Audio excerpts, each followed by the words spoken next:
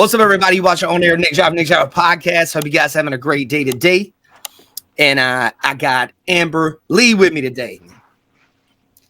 Hello, everyone. So, Amber, why don't you tell everybody a little bit about yourself? Okay, so I am an aspiring singer-songwriter from the Zebulon area. I have worked with Nick on realizing my most recent album project, Dawn of the Morning Star, part 1 of the Unholy Trinity. Nice. And that is now available. And it's on iTunes and Spotify, correct? It is indeed. And I will say that it is currently just a half album. Okay. The other half should be coming out sometime next year. Fantastic. And I'll put the links to the iTunes as well as Spotify in the description. So anybody seeing this can check out Amber's musical endeavors this far. And you also have a music video out, right? I certainly do. Hey You. And that was done with the help and assistance of Nick, Brittany Sandiford, and Paul Clark as well. So I'm very grateful to all you guys for your assistance and support through this whole project. It means the world to me. Yeah, of course. It was fun shooting it. It was a good time. So you guys check her music out when you have an opportunity. We're going to switch gears here a little bit. You are a huge Waluigi fan, right? I certainly am. Just anything having to do with him or also Luigi in general in the Mario series just absolutely speaks to me and has ever since I picked up the Wii controller to play Mario Kart Wii. What was your, have you got a favorite Mario game? I actually got my Mario shirt on today because, I'd like to say I knew we were going to shoot this on purpose, but hey, man, there's nothing wrong with Mario, so. Fun synchronicities. That's right. So have you got a favorite video game that features Luigi or Waluigi? I would have to say that my absolute favorite Mario game is the original Luigi's Mansion. There's just something so unique about that, and since it was such a paradigm-busting, I would honestly argue kind of an experiment for Nintendo at the time with the GameCube. I believe it was one of the very close to launch titles. And so they were taking a lot of risks with it, especially with the kind of Resident Evil inspirations and the more horror vibes. But I think it was entirely successful, and there's just something that its sequels don't manage to recapture, if that makes any sense. All right, so yeah, I think my intro to that was Luigi's Mansion 3. So I got to go back and check out the other one since you say the best one is the first one. So yeah, I think there was something especially edgy about the portrait ghost that has been honestly lost in the sequels. I will say that they're getting back to form with Luigi's Mansion 3. I really like the portrait ghosts in that one. But I think there was just something about the first that I feel like they were breaking new ground and pushing the envelope a little bit more. And with everything else, they've sort of been pulling back, which I absolutely hate in a lot of creative mediums, by the way. Yeah, I have I'm older than you, but I think Super Mario 2 was the first time I think Luigi made an appearance. I'd take that back. It would have been the first one. But the first one where he doesn't look like just the same icon as Mario, because he's in Super Mario Brothers, the very first one on Nintendo, but, he's technically just carbon copy of Mario that's changed to the white and green colors. But the second one is where he's like running and he does the with his legs, he's like doing the feathering or whatever. It's kind of awesome, like man. The flutter jump. Yeah. Have you ever seen him jump in the second one? Yes, I have. It's freaking hilarious. And I think what was it? I think the princess, you could be the princess in that one, and she flew in it. So it's pretty cool. She can fly like really short distances. I don't remember what Toadstool did, but so have you got now you're an artist as well, right? I am indeed. Is Waluigi and Luigi your favorite characters to draw? They're definitely among my absolute favorite fan art subjects, I would say. They're just so fun, and there's so much that you can do with such cartoony designs. I especially like the fact that a lot of people have decided to go an edgy direction for Waluigi, though I will admit that I've seen quite a few edgy depictions of Luigi as well, which is very amusing. Yeah, yeah. I mean, and I imagine you could probably do some pretty crazy stuff with AI now. Like, you ought to mess around with some AI Luigi and Waluigi stuff. Yeah, there's a lot you can definitely do, though I noticed that AI sometimes, especially given that I haven't really used it much, but I've seen what other people have done. Mm-hmm. It's hilarious that a lot of the time it kind of misunderstands and doesn't Yeah. quite interpret them right.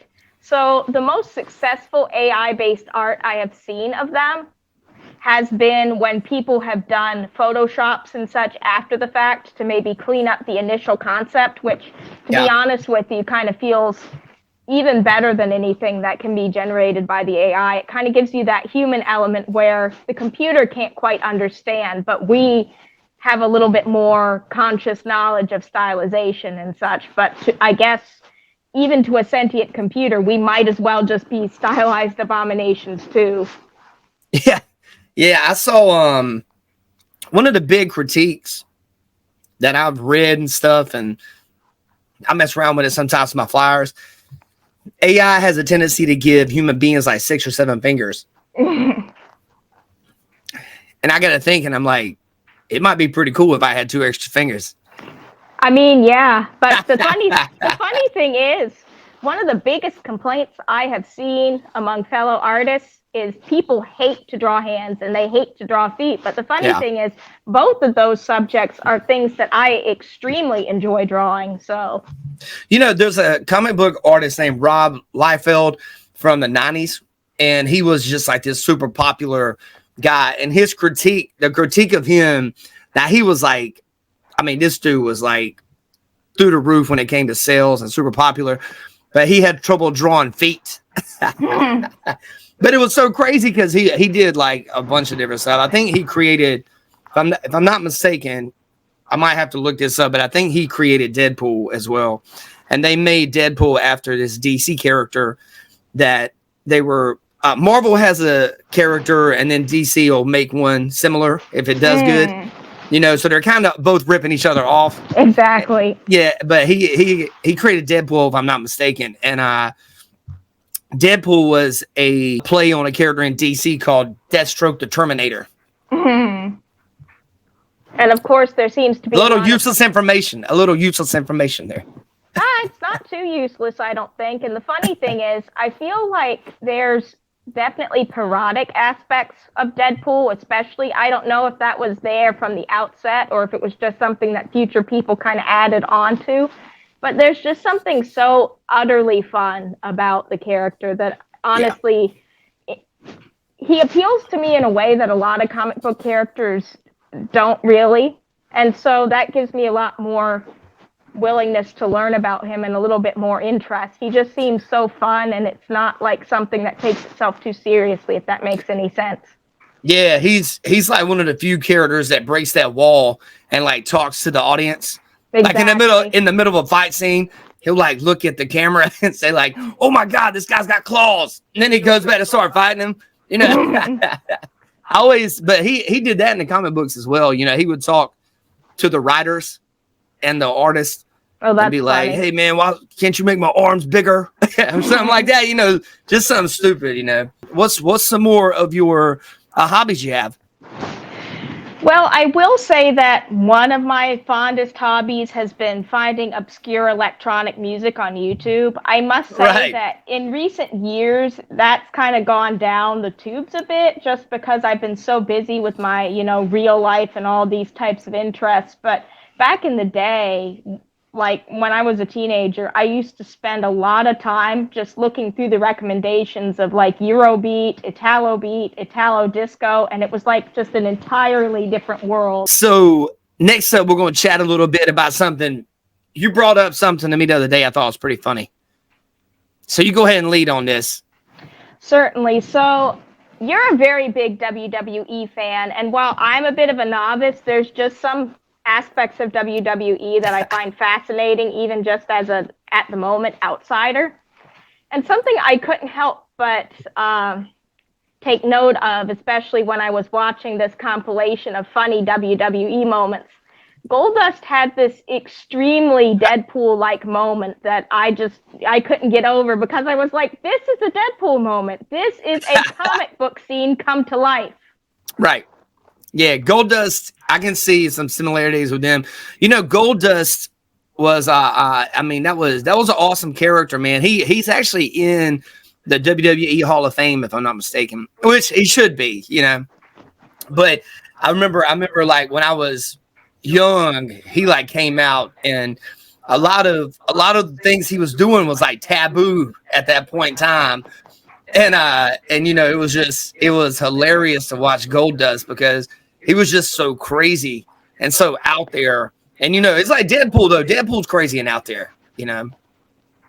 Like, of course, they had. You remember the moment? You remember the moment you were talking about that was very Deadpoolish for Goldust? Indeed, I do. There was I forget her name, but it was somebody. It was somebody in the WWE.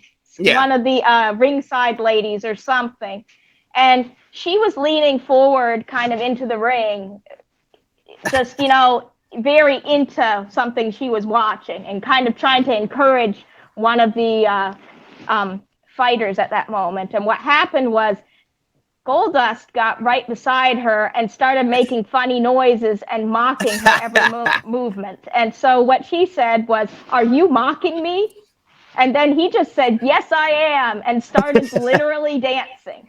Yeah, that's pretty accurate. I would say, hey, I will give you that, man. That's pretty accurate. That sounds like Deadpool to me. So, well, guys, you watching On Air with Nick Driver podcast. Today's guest has been Amber Lee. She is an artist out of the Zebulon area. She's an awesome human. You guys check out her music on iTunes, Spotify. And if you see her out and about, say hey to her. And hey, man, talk to her about Waluigi, Luigi, Super Mario Brothers, Goldust. Hey, Deadpool. Hey, that sounds like a pretty fun person to talk to, in my opinion. So, thank you so much. It's been a pleasure to be here. Absolutely. You guys have a great night.